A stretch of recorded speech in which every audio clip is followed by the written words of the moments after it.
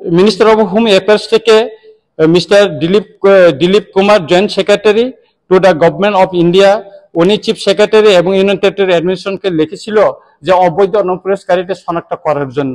কিন্তু তারপর থেকেও মানে এই ত্রিপুরায় এর কোনো পদক্ষেপ নেওয়ার আমরা চোখে পড়িনি। তারপর আমরা দেখেছি ইমিগ্রেশন এবং ফরেনার্স বিল 2025, এটা পার্লামেন্টে পাস হয়েছে 27 মার্চ 2025।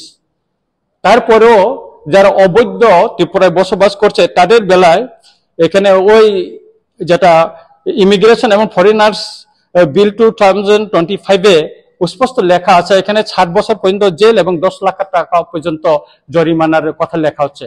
অথচ ত্রিপুরায় অনেক অবৈধভাবে এখানে বসবাস করছে, এখানে বিভিন্ন মহল্লায় এখানে অবৈধভাবে এখানে বাসা বাড়ি নিয়ে অবস্থান করছে, বিভিন্ন খাস জমিতে বস্তি করে এখানে অবস্থান করছে। তাদের ইয়েতে এই অবৈধ অনুপ্রবেশকারী যারা এখানে অবস্থান করছে তাদের বিরুদ্ধে রাজ্য সরকার কোনো ব্যবস্থা নিচ্ছে না, বা কোনো উপযুক্ত যেটা আইনের মাধ্যমে যেটা করার প্রয়োজন সেটা নিচ্ছে না বলে আমি মনে করি।